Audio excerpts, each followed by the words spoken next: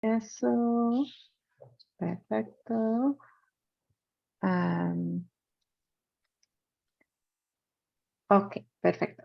Am, entonces, bienvenidos todos. Gracias por unirse a nuestro seminario de web hoy. Mi nombre es doctora Kiran. Tengo mucha suerte de ser la líder de la colaboración entre el Hospital Regional de Loreto y la Universidad de California en Los Ángeles durante los últimos 6 años. Me complace presentar a nuestros oradores para el seminario de web hoy. El doctor Christian Olivo Freites es especialista en enfermedades infecciosas. Él estudió medicina en la Universidad Latina de Panamá y completó sus estudios en enfermedades infecciosas en UCLA este año.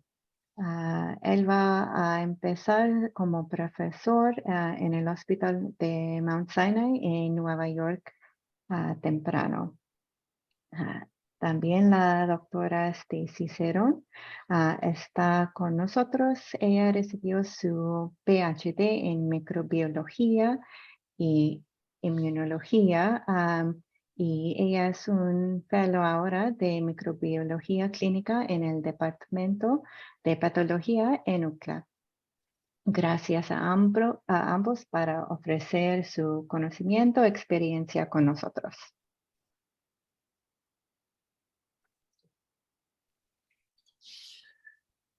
Primero que todo, buenas tardes a todos. Mi nombre es Cristian Olivo. Recientemente estaba en la Universidad de California y ahora voy al Hospital Mount Sinai.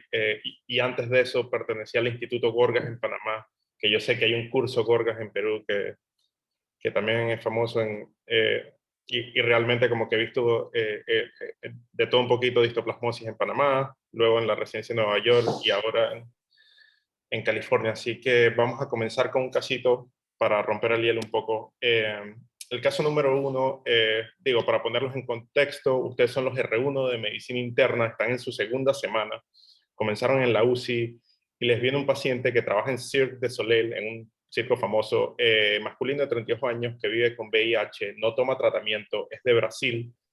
El paciente es admitido a la UCI debido a shock y fiebre. Tiene lesiones mucosas como esa úlcera que pueden ver ahí en la lengua, que es una úlcera dolorosa. Tiene nódulos pulmonares bilaterales y pancitopenia. Ustedes sospechan una infección fúngica. ¿Cuál sería el mejor método diagnóstico inicial? A, un antígeno urinario. B, serología. C, PCR o reacción en cadena de polimerasa. O D, un hemocultivo fúngico. Pueden colocar sus respuestas en el poll. Y así vemos que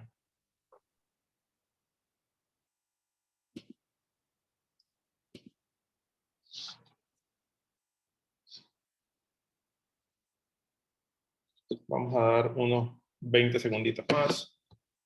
Y con confianza, tranquilos, realmente aquí nadie ve las respuestas de nadie, así que...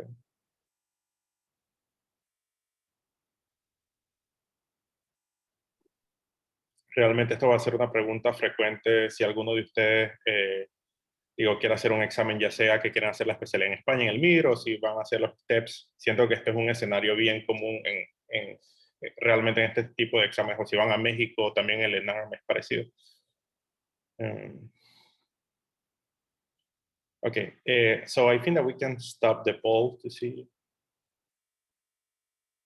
Okay, so we have a tie here. So 32% dijo A, tenemos un empate, y 32% dijo D.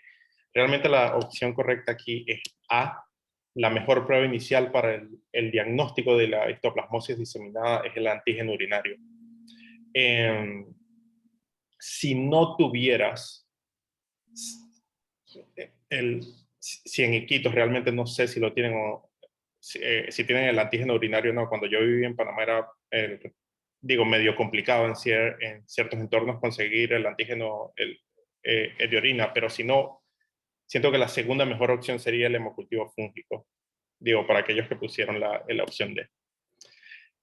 Segunda pregunta, ya que diagnosticaste a este paciente con histoplasmosis diseminada, ya que sabes que es una histoplasmosis severa, que el paciente está en shock, está hemodinámicamente inestable, ¿cuál sería el mejor tratamiento inicial? A, le darías itraconazol, B, le darías anfotericina liposomal, C, anfotericina deoxicolato o voriconazole.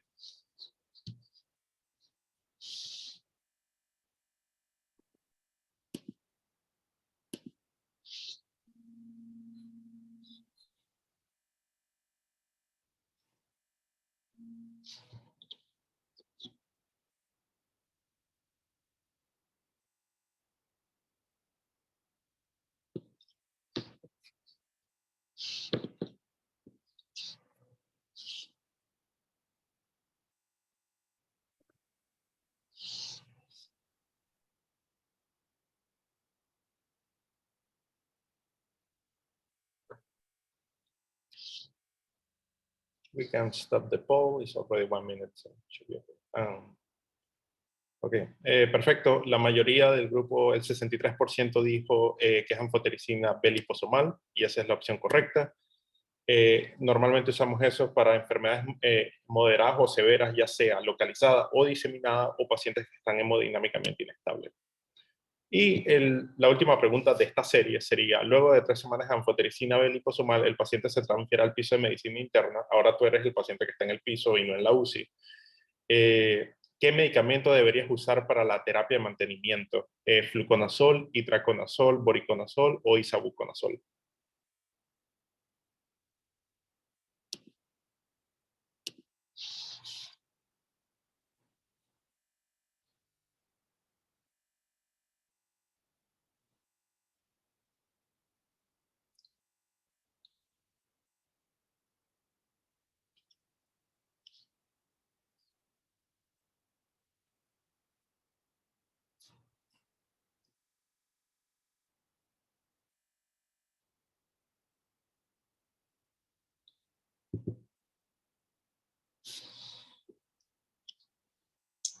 Ok,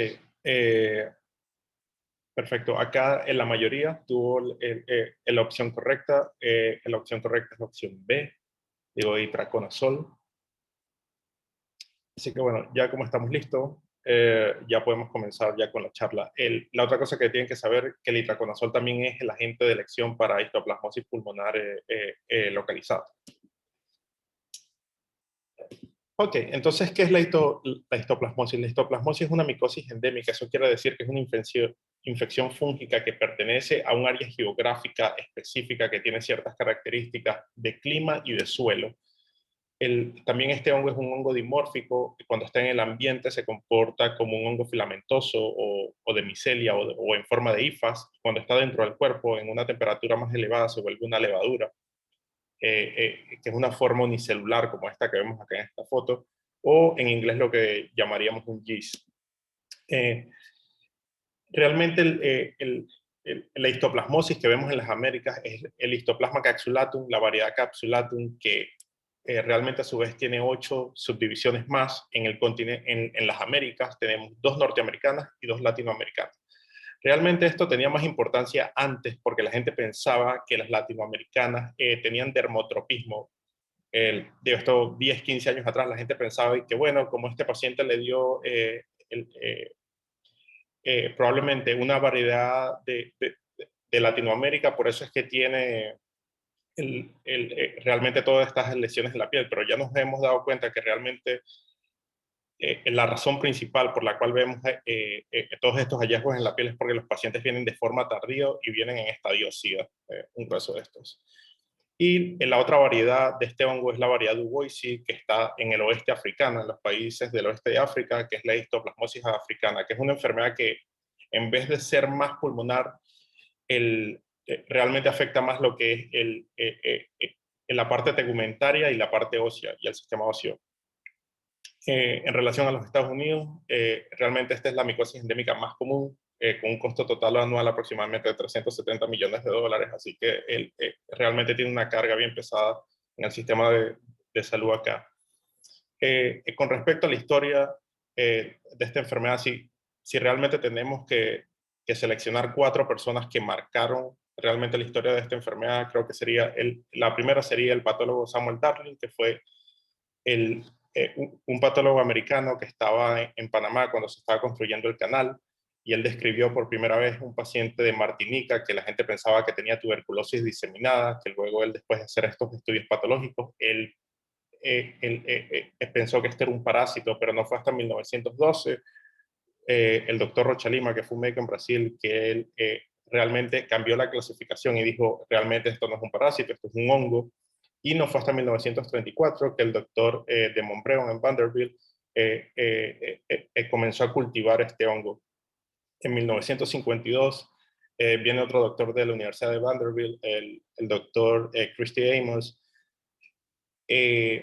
Ahí él se da cuenta que la mayoría de los pacientes con tuberculosis que él tenía en su sala, todas las pruebas para tuberculosis salían negativas. Entonces, por eso es él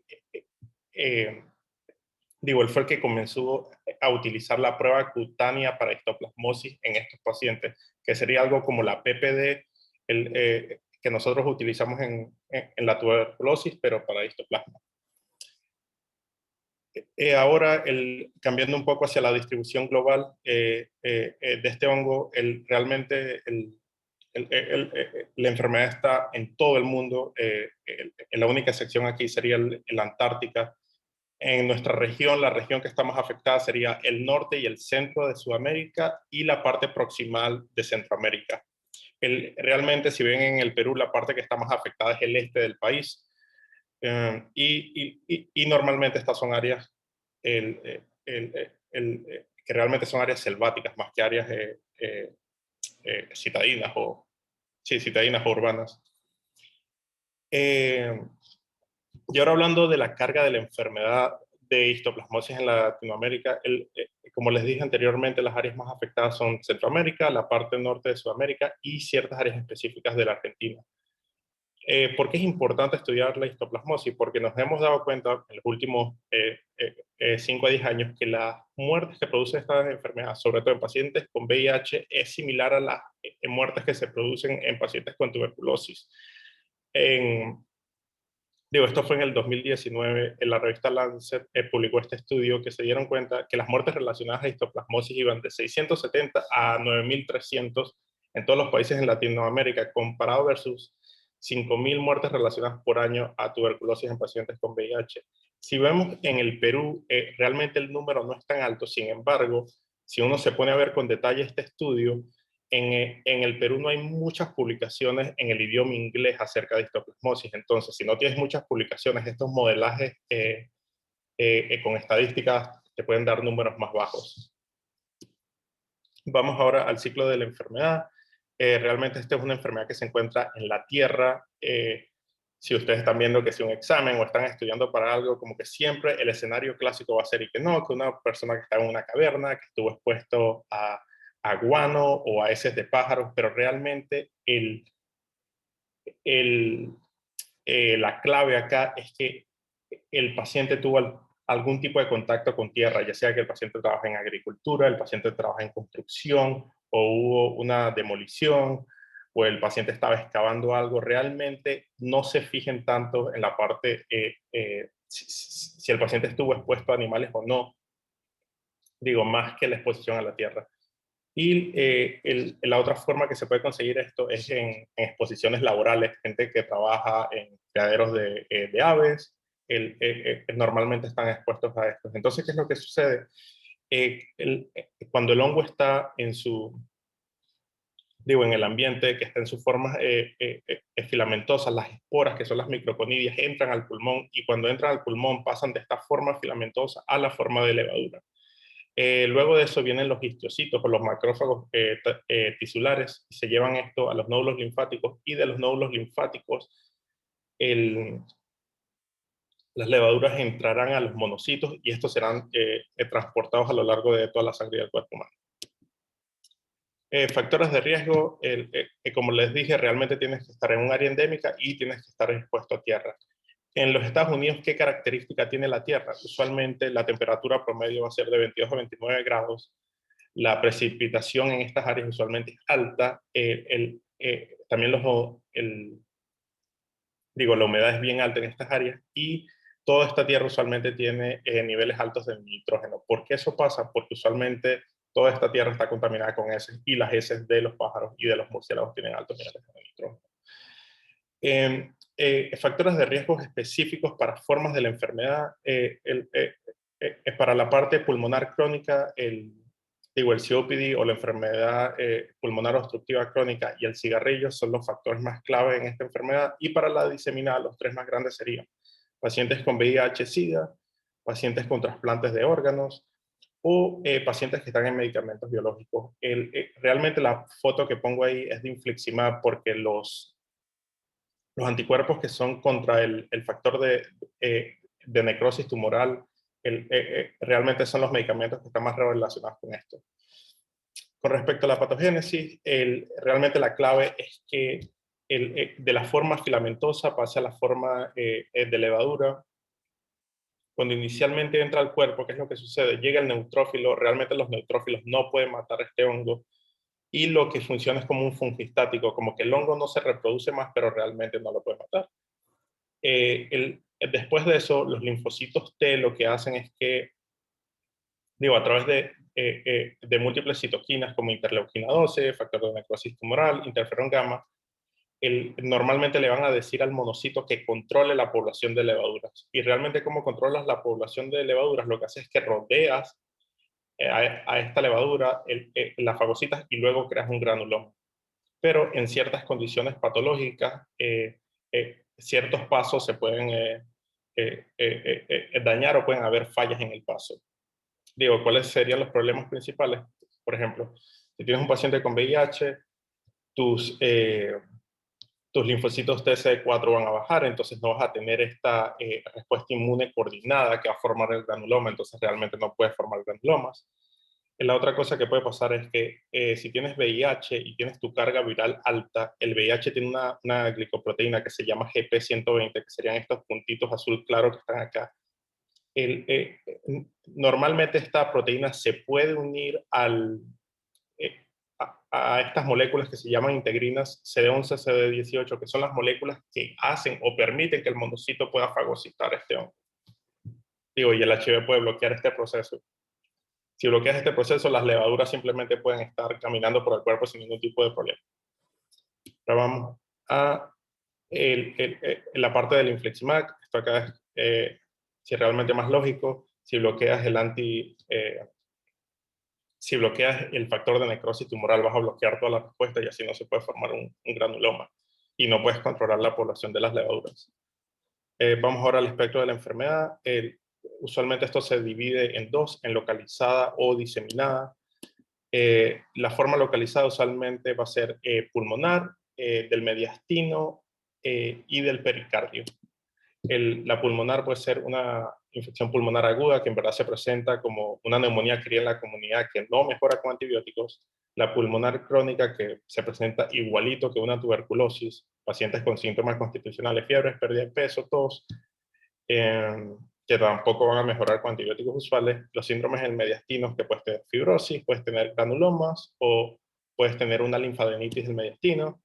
También los pacientes se pueden presentar con una pericarditis aislada o los pacientes que ya tuvieron la infección en el pasado, que son expuestos a un inóculo más grande, pueden tener una reinfección aguda.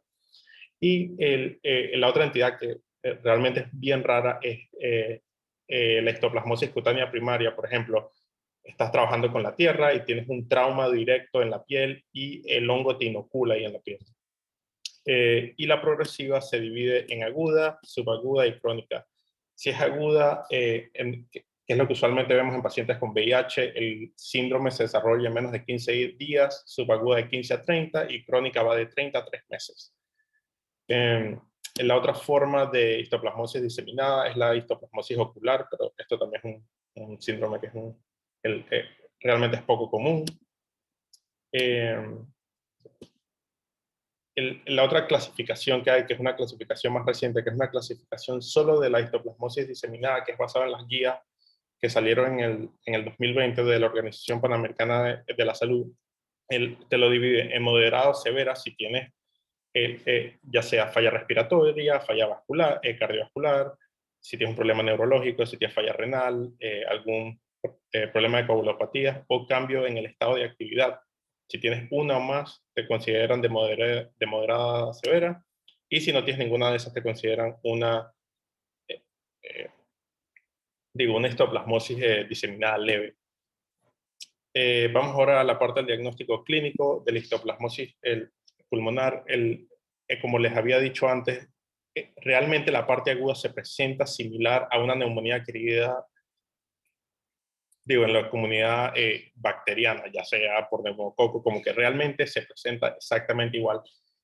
Y realmente las diferencias que ustedes pueden ver acá es que si le dan, no sé, se fracciona y acitromicina por 5 días, los pacientes no se van a mejorar porque no les está dando la terapia para esto. Y la otra cosa que también pueden ver en estos pacientes es que en ciertas ocasiones se pueden presentar con síntomas que parecen enfermedades reumatológicas. Por ejemplo, los pacientes se van a presentar con artralgia, se van a presentar con linfadenopatías iliares y también se pueden presentar con paniculitis. Entonces la gente algunas veces puede confundir esta infección con sarcoidosis o realmente lo que llamamos nosotros el síndrome de Lofgren, que sería, tu linfadenopatía iliar, tus artralgias y ¿cómo se llama? La paniculitis. Vamos ahora a la parte radiológica. Realmente nosotros no hacemos diagnósticos de histoplasmosis pulmonar basados en patrones radiológicos. Lo más común es que veas una neumonía lobar, que veas una linfadenopatía iliar o que veas un patrón miliar. Y algo que es importante acá, nosotros podemos ver patrones miliares en ¿cómo se llaman? Infecciones que sean agudas pulmonares. No necesariamente tiene que estar diseminada. Con respecto a la histoplasmosis pulmonar crónica, es similar a la tuberculosis. Como pueden ver acá, el 70% de los pacientes en esta condensación de 5 estudios, 70% con tos, 61% con pérdida de peso, 43% con fiebre. El cuadro clásico acá va a ser un paciente masculino que es fumador, que tiene algún tipo de enfermedad pulmonar estructural. Ya puede ser COPD o puede ser bronquiectasias o de otro tipo. Con respecto a la radiología, las lesiones pueden ser cavitantes, que puede ser muy parecido a la tuberculosis, como esto que se ve acá en el lóbulo superior derecho, o pueden ser no cavitantes. La otra cosa importante de esta enfermedad es que esta es la única manifestación de la histoplasmosis donde la serología realmente es útil. En, en, en, en la parte aguda y en la parte diseminada realmente esto no es útil. Con respecto a esto, ahora cambiamos a la histoplasmosis diseminada. Esto es un estudio esto es de marzo de este año, que salió en el CDC en un reporte de casos grandes de Brasil del 2010 al 2019. Como puede ver acá, todos los pacientes tenían fiebre y pérdida de peso, pero también se pueden ver síntomas digestivos. En el examen físico, un grueso de estos pacientes tenía hepatosplenomegalia. Un grueso de estos pacientes también tenía cierto hallazgo cutáneo o cierto hallazgo neurológico. Lo más importante de este estudio que hay que mencionar es que la tasa de mortalidad acá fue 35%. Digo, a pesar de que se hicieron los diagnósticos, un grueso de los pacientes muere. Y la otra cosa que es importante de este estudio es que en la mayoría de estos pacientes la gente pensaba que el paciente tenía tuberculosis y no histoplasmosis. Vamos a hablar ahora un poco de las manifestaciones cutáneas. Realmente yo puse esta foto porque esta es como que la foto clásica que le ponen a todo el mundo en los exámenes. Te dicen, bueno, esto es un paciente que viene con unas pápulas umbilicadas que parece molusco contagioso. Yo les quería hacer una pregunta y si alguien quiere escribir rapidito en el chat, ¿saben qué otras enfermedades te pueden dar lesiones que se vean así, como molusco contagioso, en pacientes con HIV?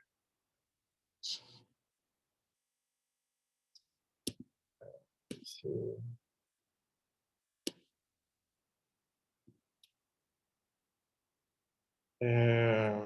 Ok, Wilfredo, perfecto, criptococosis. Ok, viruela del mono, sí, Fadia, excelente. Ok, Creo que estamos todos en el mismo canal. Realmente yo no puse viruela del mono acá, pero sí, definitivamente, digo, en estos tiempos estaría en el diagnóstico. Las otras entidades, como ya mencionaron, serían criptococosis diseminada, talaromicosis, que es la micosis endémica del sureste asiático, y la otra cosa es que si tienes molusco contagioso en un paciente inmunosuprimido, usualmente se presenta con estas lesiones en todos lados. Pero si realmente ven en otros estudios, digo, el espectro aquí es gigante. Te puedes venir con costras hemorrágicas, con lesiones nodulares, con lesiones queratóticas. Los pacientes también se pueden venir con úlceras que son superficiales. Y bueno, este es lo que les estaba diciendo de la paniculitis, que algunas veces la gente lo puede confundir con sarcoidosis. La otra parte aquí que es importante, digo, en la boca, en los labios, en los genitales, digo, en general, histoplasmosis te puede producir problemas en cualquier tipo de mucosa. Puedes tener o tumores orales o puedes tener ulceraciones.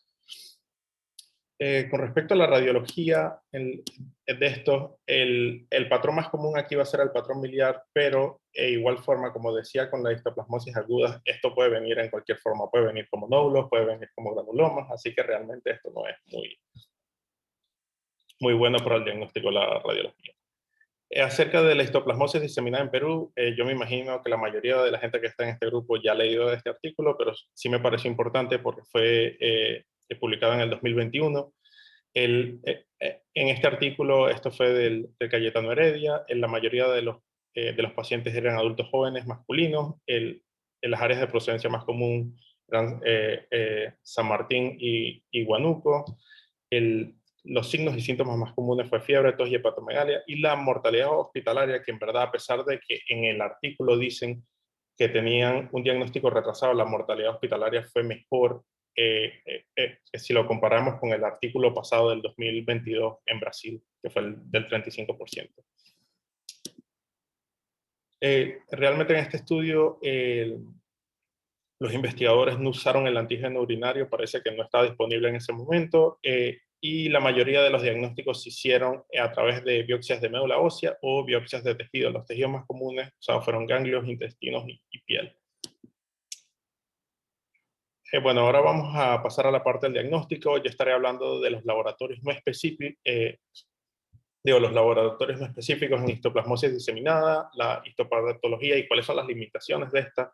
Y luego mis compañeros de microbiología estarán hablando de los cultivos y la serología y en la parte del antígeno. Realmente,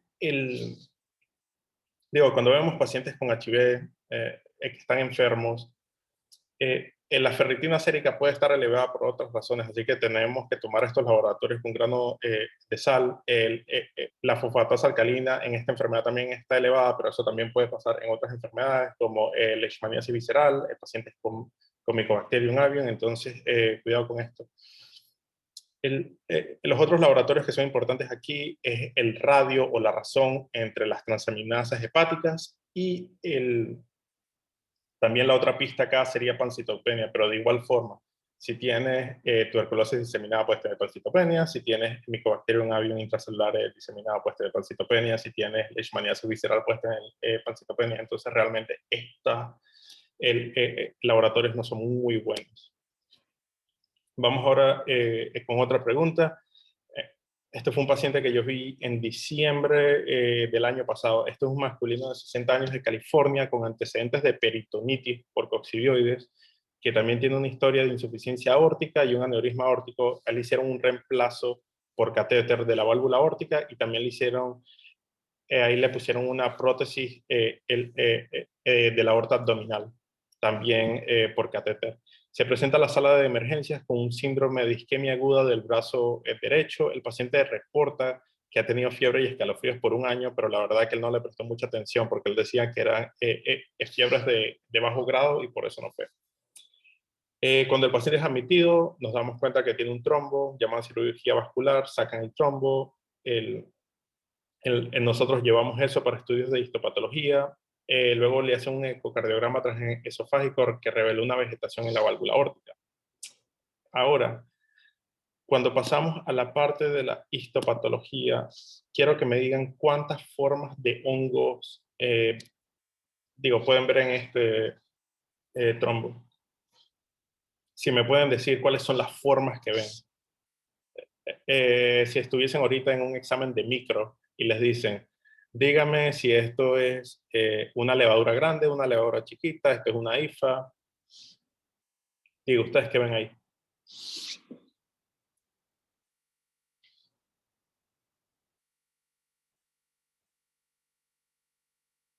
Ok. El doctor Casapia dice IFAS, pero IFAS sería el 1, el 2 o el 3.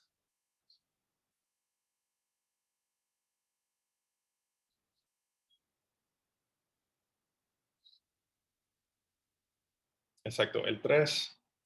3. Muy bien, doctora García. Sí.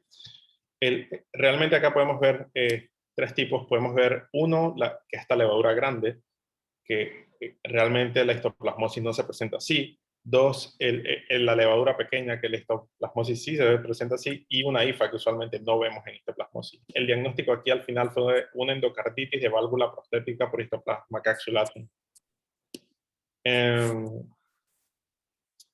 biopsias de patología cardíaca o vascular, realmente tienen que saber que normalmente en estos casos el histoplasma se presenta con formas atípicas, ya sean en levaduras grandes o se puede presentar en forma de IFAS. Y realmente esto puede ser hasta el 50% de los casos basado en un case series bien grande que fue publicado el año pasado. Creo que hay alguien que tiene que silenciar el micrófono. Ok. Seguimos acá.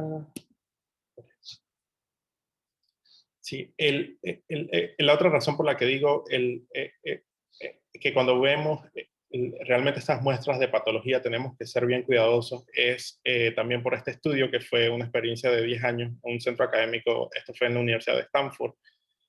Ellos revisaron 338 casos, pero se dieron cuenta que había 47 casos donde había el cultivo del hongo positivo y también había una biopsia quirúrgica. Y se dieron cuenta que 79% de los casos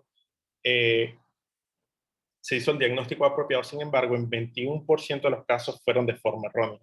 Y un buen ejemplo acá es este que les voy a mostrar a continuación, es que dependiendo de cómo tú hagas el corte del tejido, tú puedes ver las cosas de forma diferente. Por ejemplo, en este caso, el paciente dijeron que tenía coccidioides porque vieron esto que parece como una ferula, lo vieron acá.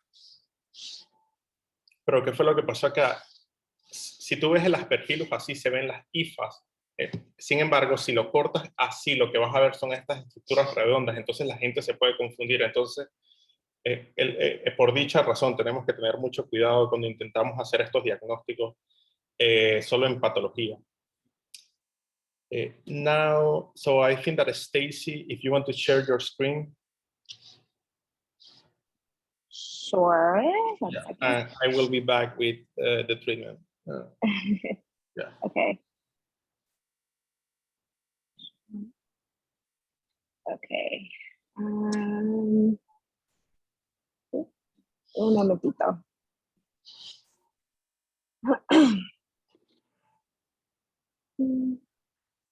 Okay. Hola y muchas gracias por la invitación a hacer esta presentación hoy día. Voy a hablar de Histoplasma capsulatum, la perspectiva de una microbióloga.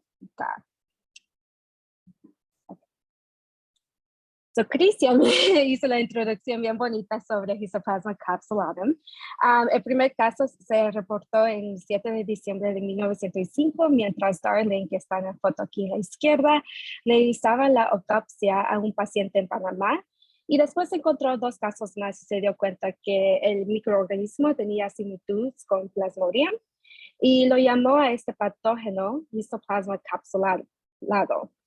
Esto viene de la palabra organismo que está intracelular. Plasma viene del patógeno y parecía tener una cápsula, por eso le llamó esto Histoplasma capsulatum. En 1913, Enrique de Rocha Lima reportó que se parecía más a una levadura que a un protozoo. Y en 1929, Catherine Dodd diagnosticó el primer caso en un niño y por el 1948, Edmond estableció que el hongo provenía en la tierra. So, aquí estoy enseñando el mismo mapa mundial que estima las regiones más propensas a tener histoplasmosis basado en la revisión de la literatura. Y como Cristian lo dijo, se puede ver que hay muchos casos que se han reportado en los Estados Unidos y Centro y Sudamérica, pero también está en los otros países como África y también en Asia y Australia. Y se puede decir que estos solo son los que se han reportado y puede ser que hay muchas partes del mundo que hay casos aquí, pero como no hay los recursos para hacer las pruebas, pueden ser que no estamos bien limitados en saber a dónde está en todo el mundo. So aquí estoy hablando de las especies. La histoplasma es pasada por 3 especies de Capsulatum. Está la variedad Capsulatum, Dubauci y Parsimoniaceae. Capsulatum causa infección pulmonar y diseminada en los Estados Unidos y América Latina.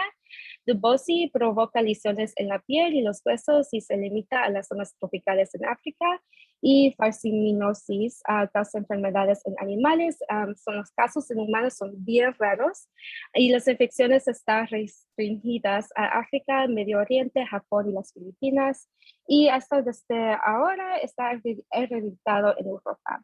Y aquí en la foto a la izquierda puede ver a la apariencia en microscopio de Histoplasma capsularum después de la prueba LPCB. Este está en el momento 400X. ¿Cuál es el hábitat natural de Histoplasma? El hábitat natural es la tierra con alto contenido de nitrógeno, como aquellas áreas contaminadas con excrementos de ave y murciélagos. Se han iniciado botes con dormideros de pájaros, cuevas, edificios en descomposición o proyectos de renovación urbanas. Y la infección comienza con la respirando microconidias y después que los conidios germinan y se convierten en la levadura dentro de los pulmones y permanecen localizados. Los macrófagos pulmonares y los nitrófilos fagocitan rápidamente los conidios, resulta en la formación de levaduras.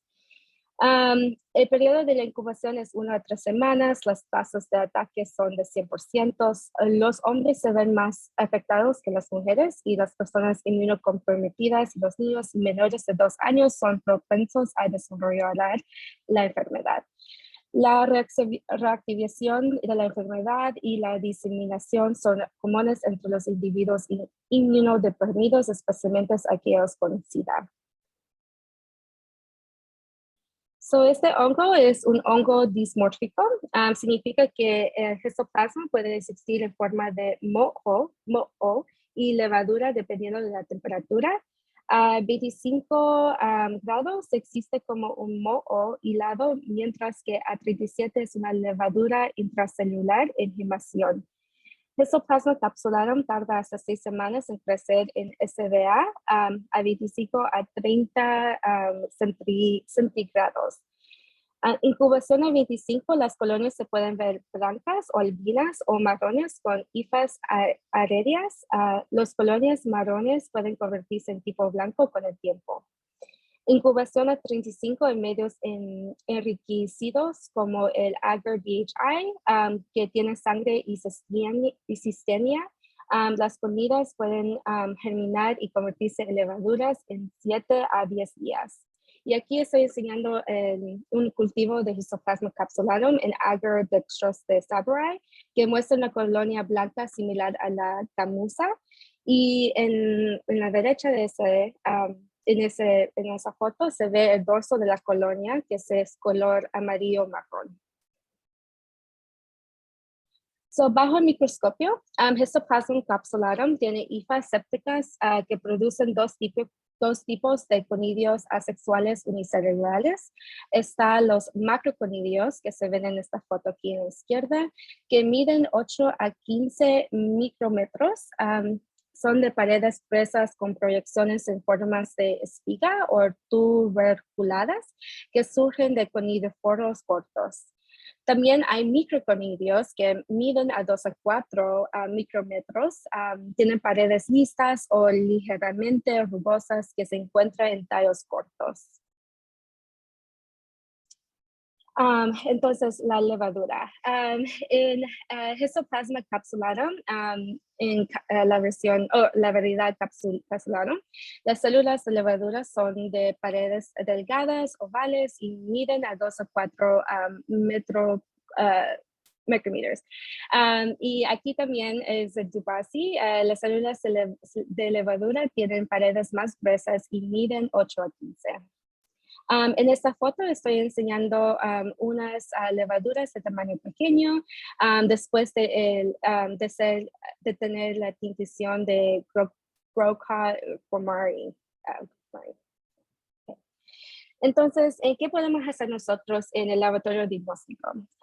Los espécimen clínicos que podemos aceptar son los esputo líquido de levado broncoalveolar, ganglios linfáticos de la médula ósea, aspirados, biopsias, orina y sangre. Y hay muchos diferentes métodos que podemos usar, por ejemplo, microscopia directa, cultivo hongos, molecular y serología. Aquí en esta tabla estoy enseñando la sensibilidad. Aquí están los porcentaje de verdaderos positivos en estados de enfermedad.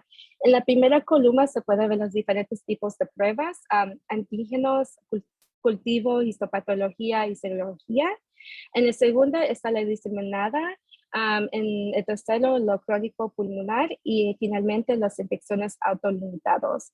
Y pueden ver que los antígenos es mejor para detectar las infecciones diseminadas en comparación a la serología, que quizás son mejores a detectar las infecciones crónico-pulmonares o autolimitadas.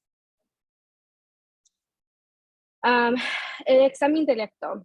El examen directo se preparan frotis gruesos y delgados de la sangre, médula ósea, esputo y líquido de lavado broncoalveolar. Esos frutos se pueden tener con blanco de calcoflor, piensa o rey. Y la levadura se puede ver en secciones de tejido tenidas con GMS o PAS.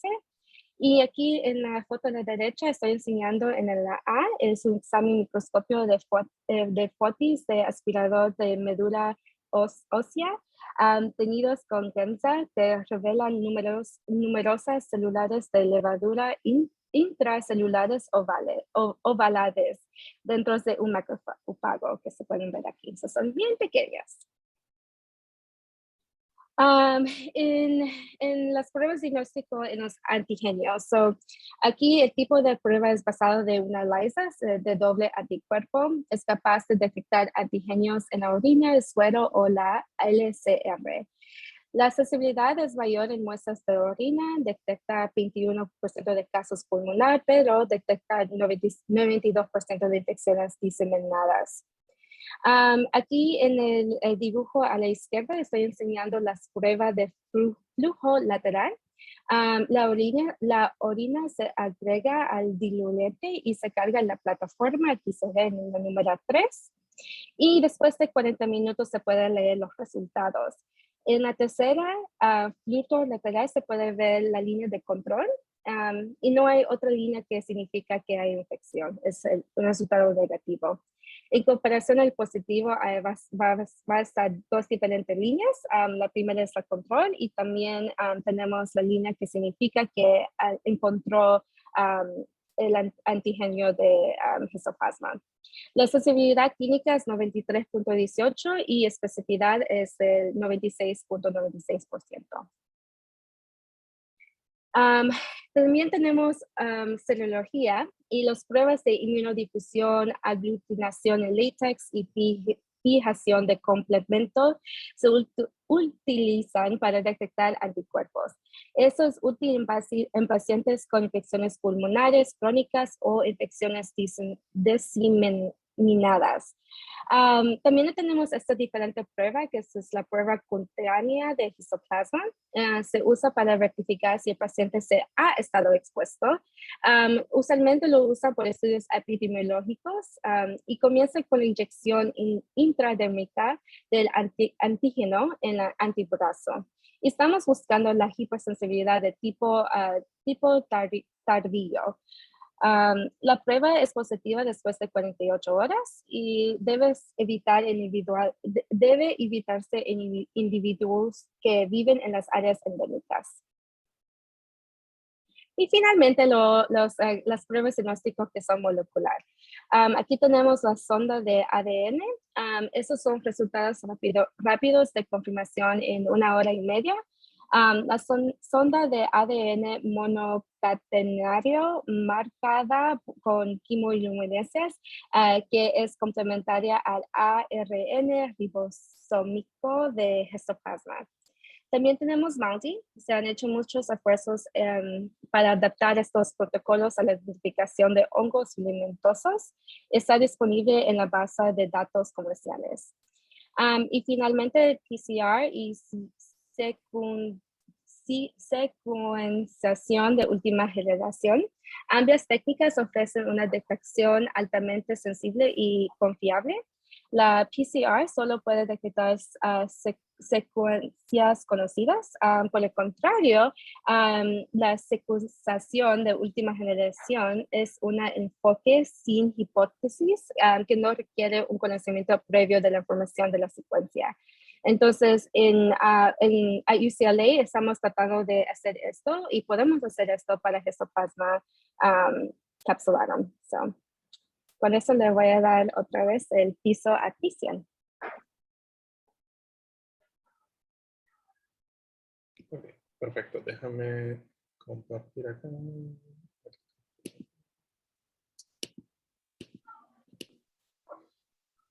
¿Pueden ver los slides acá? Sí. Ok, perfecto. Ya. Ok, ahora vamos a la parte del tratamiento. Realmente lo que hice acá fue condensar lo que son las últimas guías de la Organización Panamericana de la Salud, y luego lo que hago es que rompo en 3 slides lo que son los artículos que ellos usaron para hacer estas recomendaciones. Realmente el tratamiento de la histoplasmosis diseminada se divide en 2 fases, la inducción y luego hacemos el mantenimiento. Primero con la inducción, lo que usamos en los Estados Unidos y el agente de elección es la anfotericina B liposomal 3 miligramos por kilo. Si eso no lo tienes a tu mano, puedes usar anfotericina B de oxicolato, que es un poco más tóxica, que se usa de 0.7 a 1 miligramos por kilo. O si el paciente se presenta en una forma que es diseminada, pero es diseminada crónica o leve, ya sea que el paciente no tiene ni falla renal, ni está en shock, ni el paciente tiene falla respiratoria, en esos casos pudieras usar itraconazol. Normalmente esa fase te va a durar 2 semanas. ¿En qué casos tú vas a extender eso de 2 a 6 semanas? Es si el paciente tiene algún síntoma neurológico o si crees que el paciente tiene ya sea meningitis o tiene un histoplasmoma en el sistema nervioso central. Luego de eso, pasaremos una fase de mantenimiento, que es itraconazol 3 veces al día por 3 días. Eso es como una dosis de bolo o para cargar al paciente, y luego hacer una transición a itraconazol 200 miligramos 2 veces al día. Basado en estas guías, el paciente debería estar tomando esto por 12 meses. ¿En qué ocasiones tú vas a usar menos de 12 meses? Por ejemplo, si suprimes la carga viral rápido, si el paciente tiene una mejoría significativa rápida, si por alguna razón no le puedes dar el itraconazol por los 12 meses, ya sea el paciente tiene tuberculosis y lo único que le puedes dar es rifampicina y tienes esa interacción ahí. En algunos casos, si el paciente se está mejorando de la histoplasmosis, lo que hace la gente es que disminuye esos 12 meses y hace 6 o algunas veces hace 8, pero realmente son situaciones muy específicas. Respecto a la terapia del VIH, en eso que ustedes ven que alguien tiene histoplasmosis diseminada, lo primero que tienen que hacer es evaluar que el paciente no tenga ni meningitis, que el paciente no tenga ningún tipo de síntoma neurológico, es decir, este paciente no tiene dolores de cabeza, no tiene problemas de visión o problemas oculares, no tiene dolor de cuello, no tiene ningún síntoma meningio, y en caso de que tenga algo de eso, le tienes que hacer una punción lumbar. Si todo eso te sale negativo y realmente no puedes conseguir alguna evidencia que el paciente tiene meningitis, en esa forma, digo, puedes comenzar la terapia antirretroviral sin ningún tipo de retraso. Y realmente en una minoría de los pacientes, de 0.5 a un paciente por cada 1000 pacientes con VIH con histoplasmosis, uno puede desarrollar síndrome de reconstitución inmune, que simplemente es un síndrome paradójico que cuando el sistema inmune por alguna razón se está como levantando, se da cuenta que tienes este microorganismo que no debería estar ahí, y los pacientes por un par de días o semanas se ven como si se estuviesen poniendo peor. En esos casos, ¿qué es lo que nosotros hacemos? Continuamos con la terapia antirretroviral, no paras los medicamentos del VIH, continúas con la terapia antifúngica, pero si ves que el daño se está causando, por ejemplo, en el cerebro o en la médula espinal, puedes considerar terapias como prednisona, y eso usualmente se da de 1 a 2 miligramos por kilo por día por 2 semanas, y luego lo que le haces es un taper, como que vas disminuyendo las dosis poco a poco. Realmente, si el paciente está fallando en el tratamiento, ¿qué deberíamos hacer? Las cosas que deberíamos hacer, primero es preguntarle al paciente, ¿te estás tomando los medicamentos? Recuerden que, por ejemplo, con el itraconazol te lo tienes que tomar en ayunos, y usualmente tienes que tomarlo con algo que sea ácido, ya sea algo cítrico o algo así, para mejorar, ¿cómo se llama? Para mejorar la absorción del medicamento. La otra cosa que tienes que hacer, tienes que evaluar para otras enfermedades. Recuerden que tuberculosis diseminada, Mycobacterium avium o leishmaniasis visceral realmente se puede ver como histoplasmosis diseminada. La tercera consideración es ver que el paciente no tenga un síndrome de reconstitución inmune. Y las otras cosas que puedes hacer ya más desde el punto de vista laboratorio es que puedes chequear el antígeno urinario y cuantificarlo. Si tú ves que está bajando, digo, el paciente lo más probable es que tiene un síndrome de reconstitución inmune, pero si está subiendo, digo, ahí irías a un segundo paso que sería cuantificar los niveles de itraconazol. Usualmente esos niveles se chequean luego que el paciente está 2 semanas en terapia. Ok. Seguimos ahora realmente por qué decimos nosotros que la anfotericina liposomal es mejor que la anfotericina deoxicolato. Todo está basado en este estudio, que fue un estudio del 2002, que realmente fue una población bien chiquita, fueron 81 pacientes que tenían VIH, que estaban en terapia antirretroviral, y si ven esta segunda gráfica, realmente la recomendación está basada en esta segunda gráfica, que lo que se dieron cuenta fue, si ven la línea completa, estos son los pacientes que le dieron la anfotericina liposomal. Si se dan cuenta aquí, realmente la supervivencia de estos pacientes es casi perfecta en comparación con los pacientes que usaron la anfotericina B, el deoxicolato. Y realmente este es el estudio que se usa para la mayoría de las guías que nosotros usamos actualmente, ya sea la de la Organización Panamericana de la Salud o la de la Organización de Micología Mundial, que salió en el Lancet el año pasado, o las guías de la Sociedad Americana de Infectología, que eso salió en el 2007. Todas usan este artículo como artículo principal. La otra pregunta que usualmente hacen los fellows o que hacen los residentes de medicina interna, ¿por qué usamos itraconazol y por qué no usamos los otros azoles como el voriconazol o el posaconazol o el isavuconazol o el fluconazol? Realmente el fluconazol no lo coloqué acá, pero la razón por la que no lo usamos es porque las concentraciones inhibitorias mínimas, como que la cantidad de medicamento que necesitas para inhibir el hongo, son muy altas, y realmente la mayoría de esos estudios se hicieron en los 90, y por eso es que no estoy presentando estos estudios. Pero cuando comparas el itraconazol con otros azoles como el voriconazol, también, si ven acá, en la línea completa, pueden ver el voriconazol, y si ven la línea, disculpen, la línea completa es el itraconazol y la línea punteada es el voriconazol, pero si se pueden ver si se pueden dar cuenta acá, como que la supervivencia es mucho más alta en pacientes que tienen itraconazol. Y la otra cosa que la gente se dio cuenta fue que la mayoría de los pacientes que se murió con voriconazol fueron pacientes que estaban en los primeros 42 días de terapia. Entonces la gente no está segura como que si esto tuvo que ver con la absorción de medicamento o fue algo relacionado con algún tipo de interacción con otro medicamento. Digo, entonces como que no está muy claro, pero este es el principal estudio por el cual no se recomienda abiertamente el voriconazol. Las limitaciones de este estudio fue un solo centro, esto fue en Missouri, en Washington University en Missouri, fue un estudio retrospectivo y nada más se usaron 19 pacientes con voriconazol. Digo, realmente la evidencia es suave, pero es lo que tenemos. Luego, con el isavuconazol, que es uno de los nuevos, realmente el único trial que tenemos es basado nada más en evidencia de 7 pacientes, y la limitación de esto con la histoplasmosis diseminada es que solo se usaron 3 pacientes, y de estos solo 66% tuvieron buenos outcomes. Entonces, ¿me entiendes? Como que el tomar decisiones terapéuticas solo basado en 7 pacientes como que no hace mucho sentido. Y con el posaconazol se hizo un trial un poquito más grande.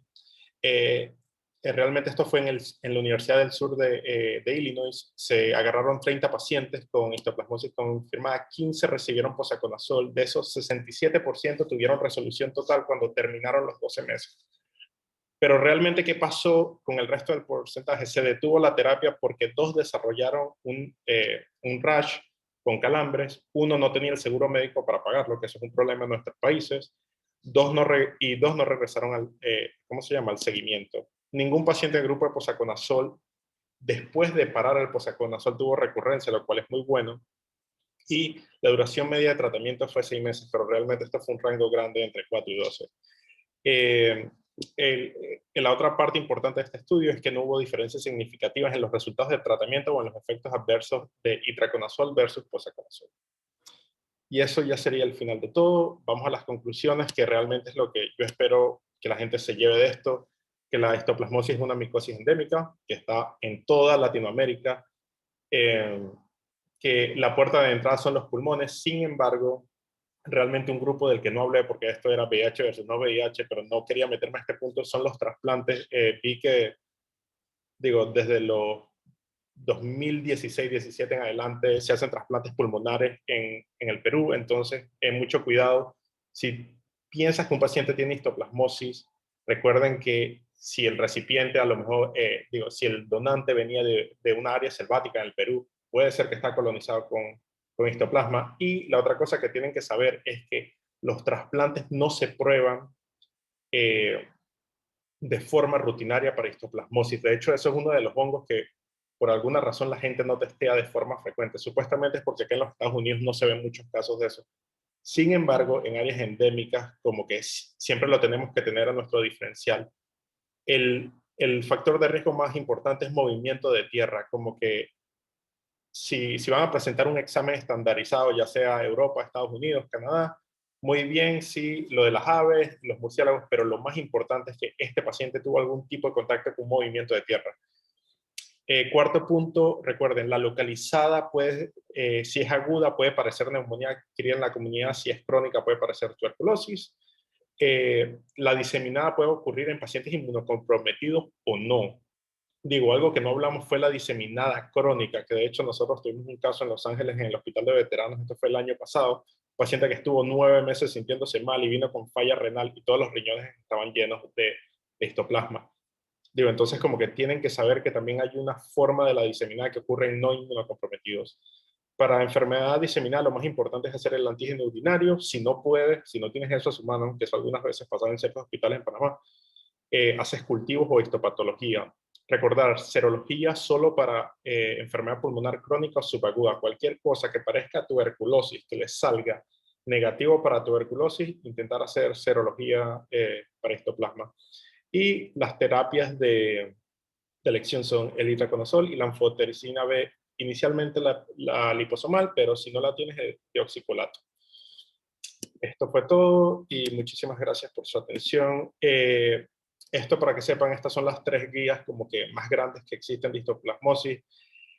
La de la Organización Panamericana de la Salud y la Sociedad de Infectología están públicas. Sin embargo, si pueden a través de su, de sus universidades conseguir las guías globales, y si por alguna razón no la pueden conseguir, simplemente me envían un email y yo les envío, porque ya yo tengo ese archivo. Muchísimas gracias por su atención, y si tienen alguna pregunta para mí o para la gente de microbiología, estamos a la orden. Muchas gracias a doctores Freites y Cerón. ¿Alguien tiene pregunta? Puede hablar o escribir en el chat.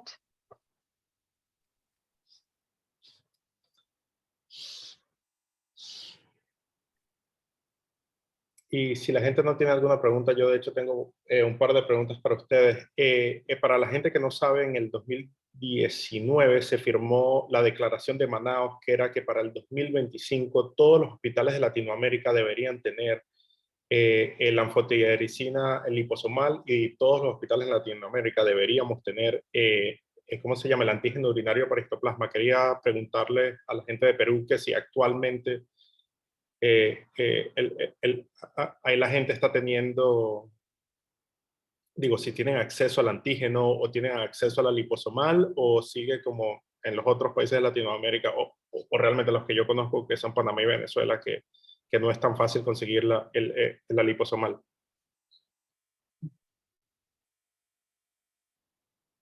Doctor Bellido escribió en el chat que no tiene anfotericina, pero itraconazol sí tiene. Y Wilfredo, sí, por favor.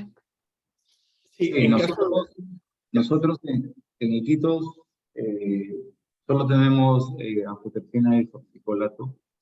Y para el diagnóstico, lo que usamos es antígeno urinario cuando planteamos la posibilidad de una histoplasmosis diseminada. También hemos usado mielocultivos para hacer el diagnóstico cuando no hemos tenido disponible. Sabemos que la sensibilidad es mayor del antígeno todavía que el mielocultivo, pero también rinden, por lo tanto lo hemos usado en algunos pacientes como una alternativa cuando no se ha podido. En términos de costo es un poco caro el antígeno urinario, y nos toma unos días todavía porque no se procesa localmente, pero sin embargo sí solicitamos esa prueba, si tiene acceso a la prueba.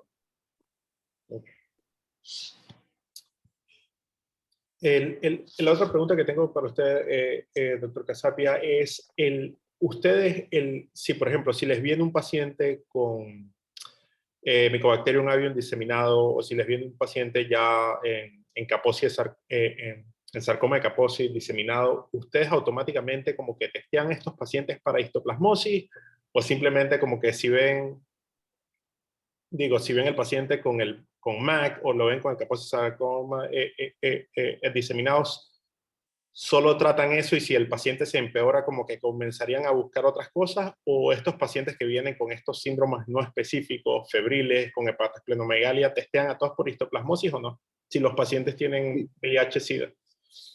Precisamente los pacientes de VIH estadio avanzado que recibimos, y nosotros podemos encontrar compromiso pulmonar o no. Si encontramos compromiso, nuestra sospecha aumenta, y es que ahí donde hacemos búsqueda de histoplasmosis diseminada.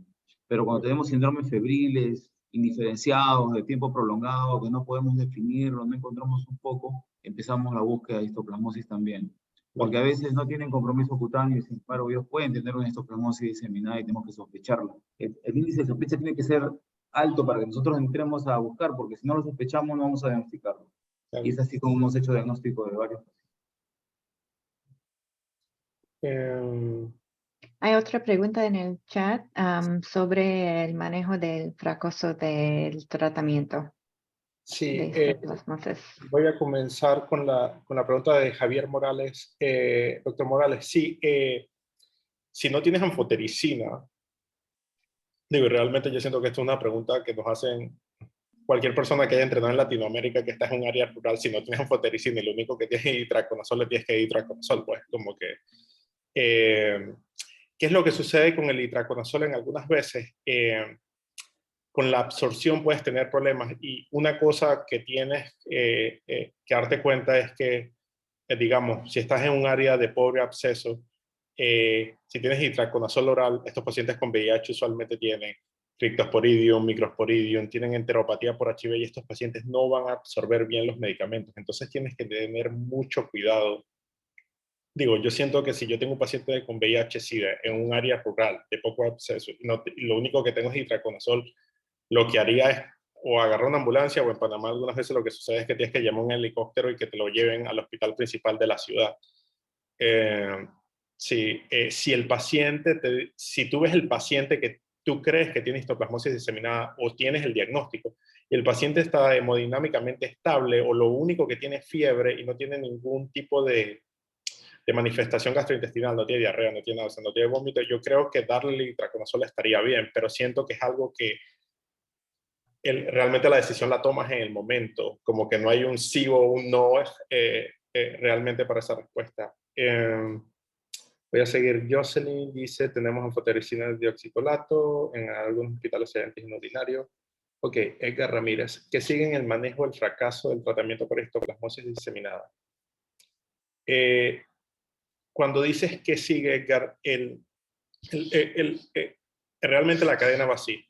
Tú comienzas con anfotericina por 2 semanas. Si en 2 semanas el paciente no mejora, continúas con la anfotericina. Digo, realmente además de anfotericina no subes más de allá. Algunas veces en los Estados Unidos la gente intentará usar drogas experimentales, pero para propósitos prácticos lo que haces es que continúas la anfotericina. Luego que acabas la etapa de inducción vas al itraconazol. Si el paciente no tolera el itraconazol, realmente tú lo que haces es que mides los niveles. Si los niveles están altos, simplemente bajas la dosis. Si los niveles están bajos, subes la dosis. Por alguna razón, el paciente es alérgico al itraconazol. Usualmente la gente lo que hace es que se va a otro azol. De la poca evidencia que tenemos, de los pocos estudios que te dije, el que tenía los trials con más pacientes era el de posaconazol, que tenía 30 pacientes, y el del isavuconazol, que tenía 7. Voriconazol no lo usamos de forma rutinaria por este estudio, que la mortalidad está aumentada especialmente en los primeros 42 días. Entonces, así es como yo lo colocaría. Quisiera saber cuál sería la causa de persistencia de hipotensión en estos pacientes. No contamos con el descarte de biopsia de afectación renal. Ok, esto es de Mayra Peláez. Mayra, te puedo decir, este paciente que mencioné hace, no sé, 20 minutos, que era un paciente del hospital de veteranos, fue un paciente que vino con hipotensión, vino en shock y toda la glándula suprarrenal estaba llena de histoplasma. Si no puedes hacer el descarte, siento que al final como que o tienes que hacer estudios de bioquímica, tienes que llamar al equipo de endocrino para que te ayude con eso, y si no, si estás como en un área rural y no puedes hacer nada, la otra cosa con la que puedes jugar es con hidrocortisona. Sin embargo, tienes el riesgo de que si el shock no es por eso y el paciente tiene otra infección, lo puedes poner peor. También recordar que tuberculosis puede ir a la glándula suprarrenal. Entonces, como que también cualquier paciente que tiene shock persistente con histoplasmosis diseminada, tienes que realmente evaluar que el paciente no tenga afectación por otra infección, como ya sea tuberculosis o sea Mycobacterium avium. Creo que esas son las 3 o 4 preguntas. La otra pregunta que les tenía a nuestros amigos de Perú, ¿tienen acceso a serología en Iquitos?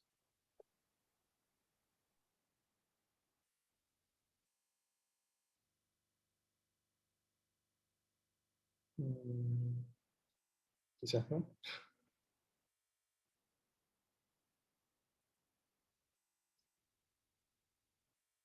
No tenemos acceso. Ok.